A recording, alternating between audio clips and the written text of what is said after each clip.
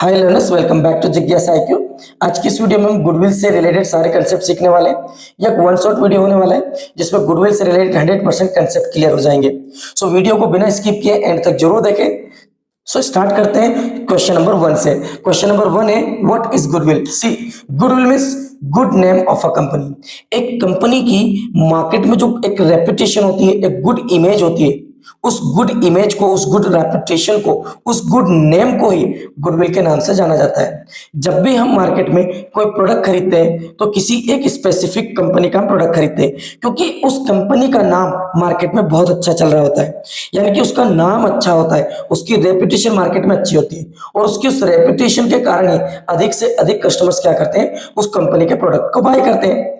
तो ये जो मार्केट में गुड रेपुटेशन है, गुड नेम है, एक बेहतर जो इमेज है कंपनी की, उस रेपुटेशन, उस गुड नेम, उस बेहतर इमेज को ही गुडविल के नाम से जाना जाता है। So goodwill is the value of reputation or good image of a business that help the business to earn extra profit. So goodwill किसी भी कंपनी का या बिजनेस का रेपुटेशन या इमेज का वो वैल्यू है जो बिजनेस को एक्स्ट्रा प्रॉफिट अर्न करने में हेल्प करता है।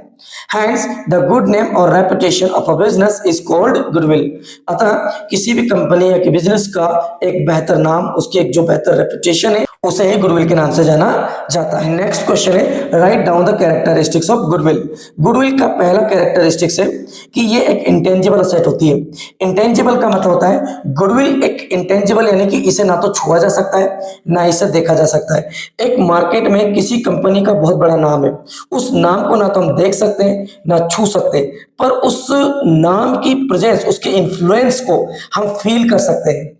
इसीलिए गुडविल एक असेट होती है और असेट इसलिए होती है क्योंकि गुडविल के कारण ही एक बिजनेस एक्स्ट्रा प्रॉफिट अर्न करता है। और यह है कि इंटेंजिबल असेट है because we can not see it, we can not touch it, we can just feel the good name of a company in the market. So the very first characteristic is it is an intangible asset. Second, it is helpful in making more profit in the business. जिस company का market में नाम ज्यादा होता है, customer उस company के product को ज्यादा खरीदते हैं और एक गुडविल ही वो असेट है जो एक कंपनी को ज्यादा से ज्यादा प्रॉफिट अर्न करने में हेल्प करती है। Third, it is a saleable asset. Saleable assets means कि लाइक अदर असेट्स हम गुडविल को भी क्या कर सकते हैं, खरीद सकते हैं, बेच सकते हैं। अगर किसी कंपनी का ऑलरेडी मार्केट में बहुत अच्छा नाम है तो उस कंपनी के नाम को खरीदा जा सकता है या कंपनी उस नाम को बेच सकती है और बेचकर एक काफी अच्छी अमाउंट या काफी अच्छा प्रॉफिट अर्न कर सकती है। सो अन्य इस असेट की भांति है ना, गुडविल को भी मार्केट में खरीदा बेचा जा सकता है। Therefore it is a saleable asset. Fourth characteristics है, the value of goodwill keeps on changing. और ये गुडविल की जो वैल्यू होती है मार्केट में, ये कम ज्यादा होती रहती है। कभी गुडविल प्लस हो जाती है तो कभी गुडविल माइनस हो जाती है। क्लियर? नेक्स्ट फिफ्थ कैरेक्टरिस्टिक्स है, गुडविल अराइजेस इन प्रॉस्परिंग बिजनेस। समझना, गुडविल सिर्फ उन्हीं बिजनेस में होती है जो बिजनेस बहुत अच्छे से प्रॉफिट कर रहे होते हैं या बहुत अच्छे से बिजनेस कर रहे होते, बहुत अच्छे से काम कर रहे होते। जिन बिजनेस पर कस्टमर्स नहीं आते या जो बिजनेस मार्केट में अच्छा परफॉर्म नहीं कर पाते, ऐसे बिजनेसेस में कभी भी गुडविल नहीं बन पाती है। गुडविल का मतलब ही क्या होता है, मार्केट में एक बेहतर जो रेपुटेशन है, एक जो गुड इमेज है कंपनी की मार्केट में, उसी को गुडविल कहते हैं। अगर एक बिजनेस प्रॉस्परिंग होगा, बेहतर तरीके से परफॉर्म करेगा, बेहतर क्वालिटी का प्रोडक्ट कम से कम प्राइस में अगर कस्टमर को प्रोवाइड करेगा, कस्टमर अगर कंपनी के प्रोडक्ट से सेटिस्फाइड होंगे, तभी बिजनेस में ज्यादा से ज्यादा कस्टमर्स रिटर्न होंगे और ऐसी कंपनी में ही क्या होता है, ऐसे बिजनेस में ही गुडविल अराइज होती है। सो ये थे कैरेक्टरिस्टिक्स ऑफ गुडविल। बढ़ते हैं क्वेश्चन नंबर 3 की तरफ। क्वेश्चन नंबर 3 है, what are the causes of origin of goodwill in a business. एक बिजनेस में गुडविल बनती है और उस गुडविल के बनने के पीछे क्या क्या कारण होते हैं वो हम आज समझने वाले हैं। ठीक है, तो सबसे पहला जो कारण है वो है good location of the business. See, अगर आप जो भी बिजनेस कर रहे हैं, चाहे बिजनेस छोटा हो या बड़ा हो या आपकी एक शॉप ही क्यों ना हो, अगर आपका बिजनेस एक बेहतर लोकेशन पर सेटअप है, आपका एक अच्छी जगह पर लोकेटेड है, तो ज्यादा से ज्यादा कस्टमर्स आपके बिजनेस को विजिट करेंगे, ज्यादा से ज्यादा कस्टमर्स आपको मिलेंगे, और जितने ज्यादा कस्टमर्स आपको विजिट करेंगे, आपकी बिजनेस को विजिट करेंगे, मार्केट में आपके बिजनेस की रेपुटेशन उतनी बढ़ती चली जाती है। तो किसी भी प्रकार का बिजनेस, चाहे छोटे से छोटा बिजनेस हो या बड़े से बड़ा बिजनेस हो, उस बिजनेस की जो लोकेशन होती है जहां पर कस्टमर उस विजिट करता है, वो लोकेशन बहुत ज्यादा मायने रखती है। अगर आपने एक दूर दराज जगह पर अगर अपना बिजनेस ओपन किया है जहां पर कस्टमर इजीली नहीं आ पाते, तो ऐसी जगह पर जहां कस्टमर ही नहीं आ पाएगा, वहां पर गुडविल अच्छी बन ही नहीं पाएगी। जो लोकेशन बहुत अच्छी होती है मार्केट में, उस लोकेशन का प्राइस भी बहुत ज्यादा होता है, क्योंकि वहां पर कोई सा भी आप बिजनेस स्टार्ट करोगे, बिजनेस बहुत अच्छे से ही चलने वाला है। सो क्या लिखा हुआ है कि if the business is located at the convenient place, अगर एक बिजनेस कन्वीनियंट यानी कि सुविधाजनक स्थान पर है, then the business will have more customer, तो ऐसे बिजनेस में ज्यादा से ज्यादा कस्टमर्स होंगे। And good image of business in the market, और बिजनेस की मार्केट में एक अच्छी रेपुटेशन भी क्रिएट होगी, क्योंकि जिस दुकान पर, जिस बिजनेस में ज्यादा से ज्यादा कस्टमर्स विजिट करते हैं, मार्केट में उसकी रेपुटेशन भी अच्छी ही होती है। सेकंड जो कारण होता है गुडविल के क्रिएट होने का, वो है better quality eight reasonable price. अगर आप अपने बिजनेस में अपने कस्टमर्स को कम से कम प्राइस पर बेहतर से बेहतर प्रोडक्ट, अगर बेहतर से बेहतर क्वालिटी का प्रोडक्ट आप अगर अवेलेबल करा रहे हो, तो कस्टमर आपकी जो प्रोडक्ट, आपका जो प्रोडक्ट है, आपकी जो सर्विस है, उससे बहुत ज्यादा सेटिस्फाइड होगा और बार बार आपकी ही बिजनेस से, आपकी दुकान से वो माल खरीदेगा। साथ ही साथ अन्य कस्टमर्स को भी वो आपके दुकान का नाम रेकमेंड करेगा, जिसके कारण आप मार्केट में आपके बिजनेस का एक अच्छा रेपुटेशन बन जाएगा, एक अच्छी इमेज क्रिएट हो जाएगी। If the business provides good quality of commodities, अगर एक बिजनेस बेहतर क्वालिटी का वस्तु अगर प्रोवाइड कर रहा है eight reasonable price, it enjoy good reputation in the market, तो इस तरह के बिजनेस मार्केट में बेहतर रेपुटेशन को एंजॉय करते हैं, या ऐसे बिजनेस की मार्केट में बेहतर रेपुटेशन होती है। थर्ड जो कारण है गुडविल के ओरिजिन का, वो है personal reputation of the businessman. अब जो बिजनेसमैन जो होता है ना, कई बार क्या होता है, जो बिजनेसमैन होता है मार्केट में उसकी ही रेपुटेशन बहुत अच्छी होती है, वो कोई सा भी बिजनेस स्टार्ट कर ले, कहीं पर भी बिजनेस स्टार्ट कर ले, कस्टमर उसके नाम से दुकान पर आते हैं। तो अगर जो ओनर है, अगर ओनर की ही मार्केट में रेपुटेशन अच्छी है, तो उसकी पर्सनल रेपुटेशन के कारण भी बिजनेस की गुडविल इंक्रीज होती है। क्लियर? इसको पर्सनल गुडविल के नाम से जाना जाता है। तो business enjoys good market image and reputation due to good name of the businessman या बिजनेस ओनर। एक बिजनेस ओनर के एक अच्छे नाम के कारण, उसके एक गुड रेपुटेशन के कारण बिजनेस की गुडविल इंक्रीज होती है। It helps the business to attain goodwill in the market, और एक अगर ओनर का ही मार्केट में नाम अच्छा है, तो ऐसे बिजनेस में बहुत जल्दी और बहुत बड़ी मात्रा में रेपुटेशन इंक्रीज होती है, बड़ा नाम बन जाता है बिजनेस का, क्योंकि कस्टमर जो होता है वो बिजनेस ओनर पर ट्रस्ट करता है। ऑलराइट, और इसीलिए उस ऑनर के कारण ही बार बार बिजनेस को विजिट करता है। कारण है बेहतर गुडविल का, वो good behaviour of the businessman. See, अगर बिजनेसमैन का बिहेवियर कस्टमर के बिहेवियर को इन्फ्लुएंस करता है। अगर एक बिजनेसमैन का बिहेवियर रूड है, एटीट्यूड से भरा है, सो डेफिनेटली कस्टमर ऐसी दुकान पर विजिट करना बिल्कुल नहीं चाहेंगे। और अगर ओनर का जो बिहेवियर है, उसका जो एटीट्यूड है, अगर बहुत सॉफ्ट है तो और बहुत अच्छा है और नेचर अच्छा है, तो लोग ऐसे बिजनेस मैन की दुकान पर, ऐसे बिजनेस पर बार बार विजिट करना चाहते हैं, बार बार उसी दुकान से खरीदना चाहते हैं। तो एक बिजनेसमैन के अच्छे बिहेवियर के कारण भी एक बिजनेस की रेपुटेशन मार्केट में इंक्रीज हो जाती है। A business earns goodwill if the businessman's behavior is good with the customers.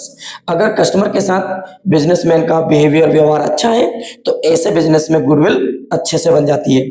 सो ये थे 4 रीजंस जो कि बिजनेस में गुडविल या मार्केट में बिजनेस की रेपुटेशन को इंक्रीज करने में एक बिजनेसमैन की हेल्प करते हैं। क्वेश्चन नंबर 4 है, explain the nature of goodwill. Goodwill की नेचर को एक्सप्लेन करना है। सी, सबसे पहला नेचर है इंटेंजिबल असेट। देखो, वी हैव ऑलरेडी सीन कि गुडविल कैसी असेट होती है, इंटेंजिबल असेट होती है। द रीजन कि हम गुडविल को ना तो देख सकते, भाई एक कंपनी है, एक कंपनी का मार्केट में बहुत बड़ा नाम है, उसकी मार्केट में बहुत अच्छी रेपुटेशन है, उस रेपुटेशन को, उस गुड नेम को हम देख नहीं सकते, हम उसे छू नहीं सकते, पर उसके इन्फ्लुएंस को हम फील जरूर कर सकते हैं। और इसीलिए जो गुडविल होती है उसके पहले नेचर होती है कि यह एक इंटेंजिबल असेट होती है।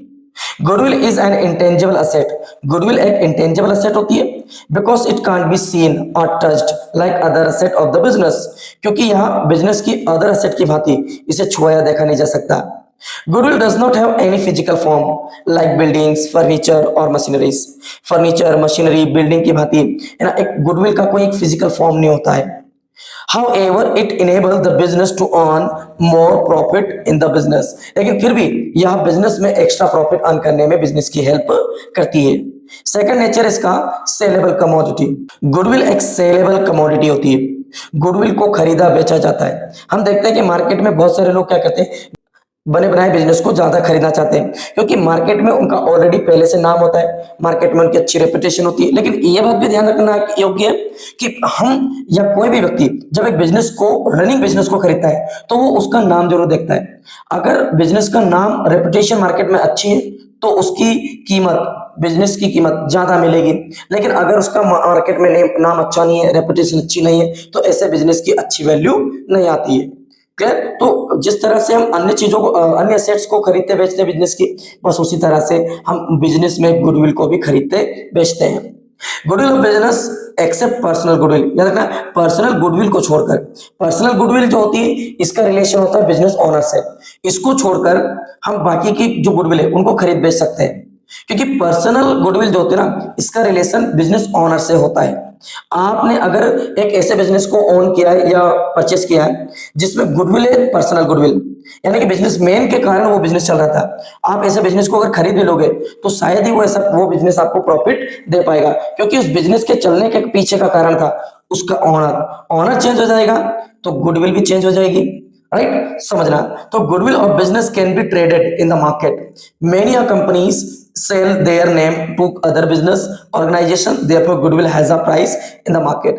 Clear? Next जो है इसका नेचर वो है fixed asset of a business. Goodwill जो होती है ना, फिक्स्ड असेट होती है। हम क्या करते हैं भाई, बिजनेस में एडवर्टीजमेंट करते हैं, प्रमोशन करते हैं, मार्केट में हम अपने बिजनेस का एक बेहतर नाम बनाते हैं, एक अच्छी रेपुटेशन बनाते हैं, और मार्केट में ये बिजनेस की जो रेपुटेशन बनती है, ये रेपुटेशन लॉन्ग टर्म तक बिजनेस को बेनिफिट देती है ना।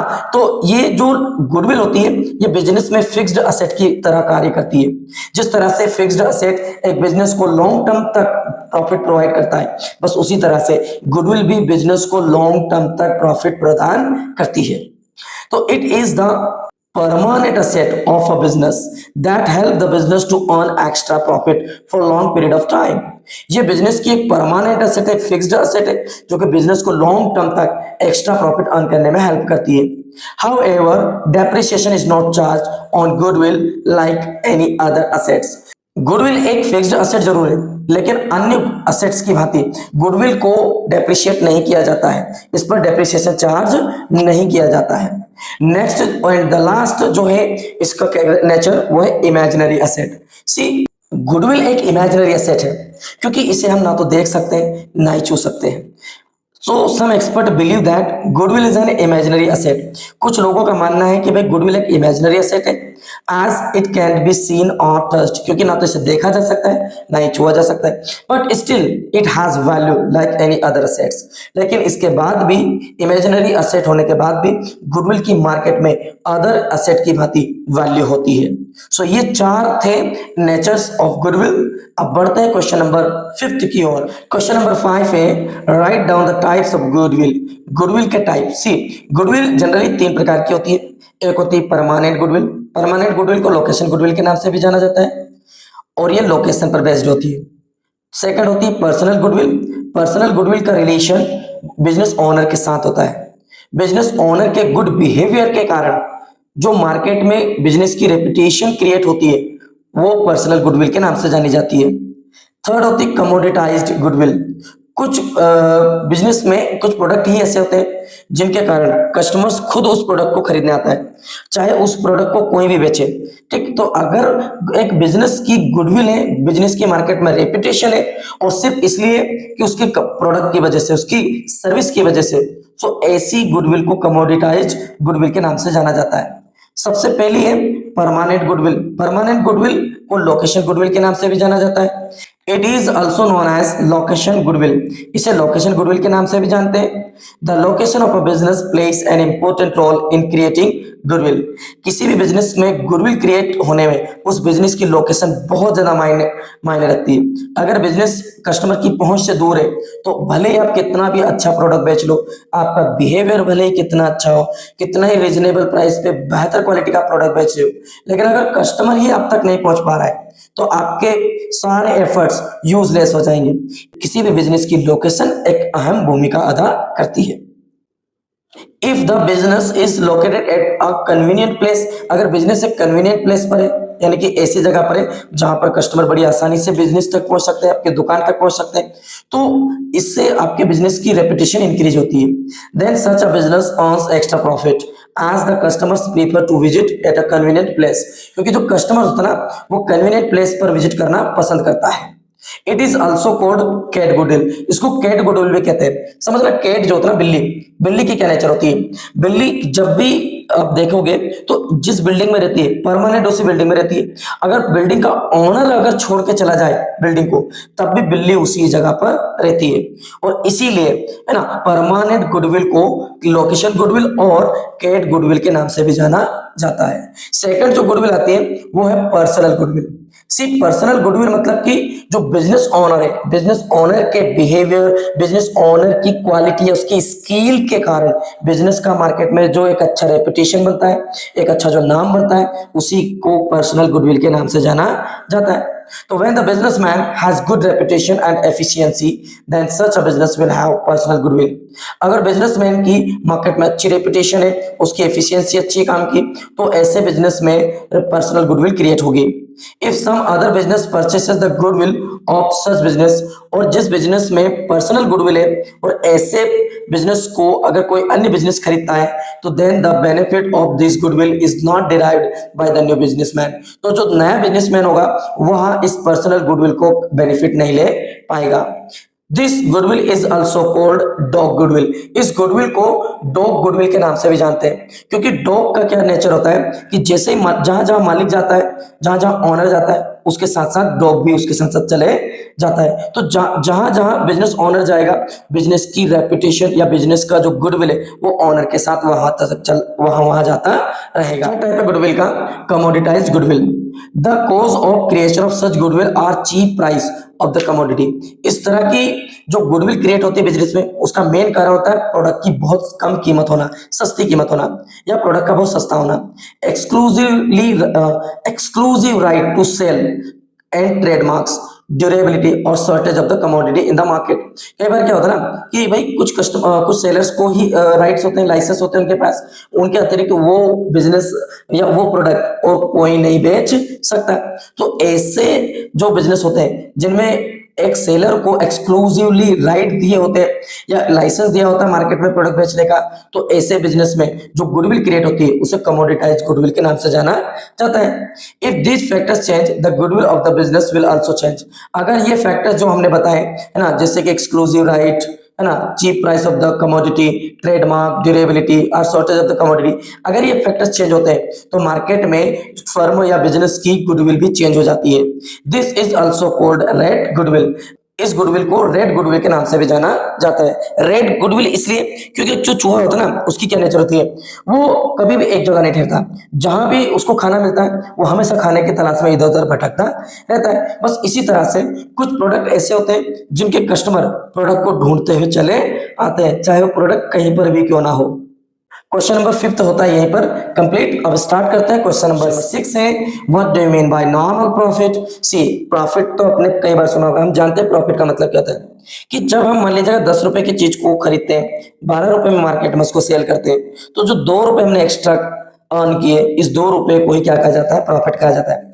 बट अकाउंट में प्रॉफिट कई सारे होते हैं, नॉर्मल प्रॉफिट होता है, एबनॉर्मल प्रॉफिट होता है, नॉर्मल प्रॉफिट के अतिरिक्त एवरेज प्रॉफिट होता है, एक्चुअल प्रॉफिट होता है, सुपर प्रॉफिट होता है। तो चलो समझते हैं कौन कौन से प्रॉफिट्स होते हैं एक बिजनेस में। सो सबसे पहला जो प्रॉफिट है वो है normal profit. So the first question is what do you mean by normal profit. See normal profit का मतलब क्या है कि भाई एक इंडस्ट्री है और उस इंडस्ट्री में जो भी रेट ऑफ रिटर्न है वो है मान लीजिएगा 10%। इट मीन्स कि अगर कोई भी उस इंडस्ट्री में अपना बिजनेस स्टार्ट करता है तो वो जो भी इन्वेस्ट करेगा उसे एक एवरेज है ना 10% का क्या मिलेगा, रिटर्न मिलेगा।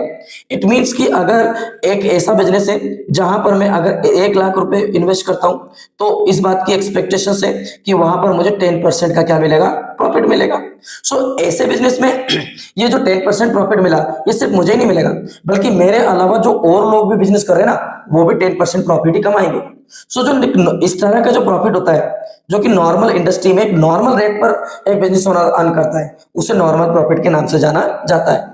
सो normal profit is that profit of a firm या business which is calculated on capital employed by applying normal rate of profit according to the nature of the business. This is the profit which is expected in industry. So यह वह profit होता है जो एक industry में expected होता है कि इतना तो हमें मिलेगा ही मिलेगा, चाहे हम मार्केट में हम नए हो या ना हमारे गुडविल हो या ना हो। अब अगर नॉर्मल प्रॉफिट को कैलकुलेट करना हो, क्योंकि नेक्स्ट जो वीडियो आने वाली है उस नेक्स्ट वीडियो में हम गुडविल कैलकुलेट करना सीखेंगे, नॉर्मल प्रॉफिट कैलकुलेट करना सीखेंगे। सो अगर मुझे नॉर्मल प्रॉफिट कैलकुलेट करना हो तो नॉर्मल प्रॉफिट का क्या फॉर्मूला है समझना। नॉर्मल प्रॉफिट को कैलकुलेट करने का फॉर्मूला होगा कैपिटल एम्प्लॉयड, यानी कि ये वो अमाउंट होगा जो हमने बिजनेस में इन्वेस्ट किया है। रेट ऑफ रिटर्न, ये रेट ऑफ रिटर्न वह रेट होगा जो उस इंडस्ट्री में हर किसी को मिलता है और उसको हम डिवाइड कर देंगे 100 से। So we will get normal profit.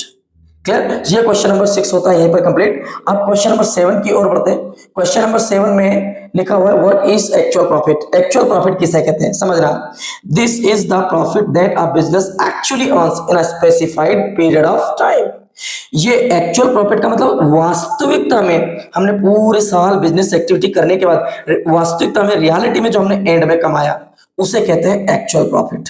Clear? This में बी नेगेटिव और पॉजिटिव। कई बार जरूरी नहीं है कि हर बिजनेस पैसा कमाए, कुछ बिजनेस किसी टाइम ड्यूरेशन में लॉस भी सफर करता है। तो ये जो एक्चुअल प्रॉफिट है ये पॉजिटिव भी हो सकता है, पॉजिटिव मींस कि ये प्रॉफिट है, और नेगेटिव हो सकता है मतलब कि एक प्रकार से बिजनेस को लॉस हुआ है। क्लियर? इसके बाद नेक्स्ट क्वेश्चन जो होता है एट वो explain the average profit. See average profit किसे कहते हैं? देखो, it is calculated on the basis of total profit and losses of certain years.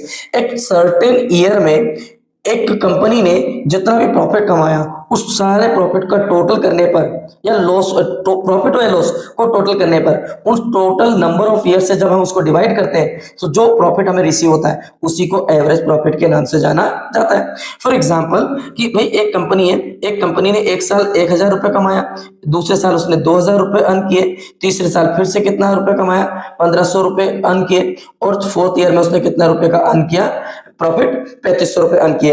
अब हमें क्या करना है, एवरेज प्रॉफिट निकालना है। तो एवरेज प्रॉफिट निकालने के लिए हम क्या करेंगे, इन चारों वर्ष के प्रॉफिट को ऐड कर देंगे और जो भी इनका सम आएगा, प्रोडक्ट आएगा, उसको नंबर ऑफ ईयर से डिवाइड कर देंगे।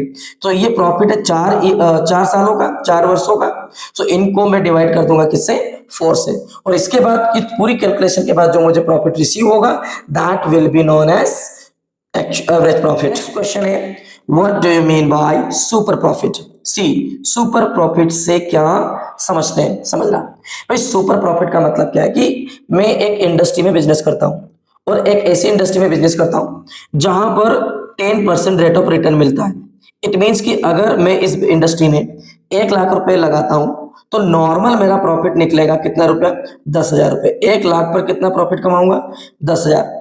लेकिन अगर मार्केट में मेरी रेपुटेशन है, गुडविल है, मेरा अच्छा नाम है, तो मैं इस नॉर्मल से ज्यादा प्रॉफिट कमाऊंगा। मान लीजिएगा मैंने कितना कमाया, 12,000 कमाया। सो नॉर्मल प्रॉफिट था 10,000 बट आई अर्न 12,000। तो ये जो एक्स्ट्रा मैंने जो 2,000 रुपए अर्न किए, इस एक्स्ट्रा 2,000 रुपए को ही क्या कहा जाता है, सुपर प्रॉफिट के नाम से जाना जाता है। ये सुपर प्रॉफिट मतलब कि जो नॉर्मल प्रॉफिट के ऊपर जो हम प्रॉफिट कमाते हैं, क्लियर, जो नॉर्मल प्रॉफिट से एक्स्ट्रा जो हम प्रॉफिट अर्न करते हैं, that extra profit is known as super profit. See super profit means that profit which a business earns higher than the normal profit. Super profit वह profit होता है जो एक बिजनेस नॉर्मल प्रॉफिट से अधिक कमाता है। Therefore, this is the difference between actual profit and normal profit. So, super profit क्या है? Super profit जो है वह normal है ना। सुपर प्रॉफिट क्या है? सुपर प्रॉफिट एक्चुअल प्रॉफिट और actual profit and normal profit के बीच का क्या है, डिफरेंस है। सो ये होता है सुपर प्रॉफिट। क्लियर। सो आज की वीडियो होती है यहीं पर समाप्त। और अगर वीडियो आपको इन्फॉर्मेटिव लगी है, थोड़ा बहुत भी अगर आपने सीखा है, तो प्लीज चैनल को सब्सक्राइब कर लेना, वीडियो लाइक करना, अपनी राय कमेंट सेक्शन में देना और अपने दोस्तों के साथ वीडियो को जरूर शेयर करना, ताकि ज्यादा से ज्यादा लोगों तक ये वीडियो पहुंच सके, उनका भी बेनिफिट हो सके।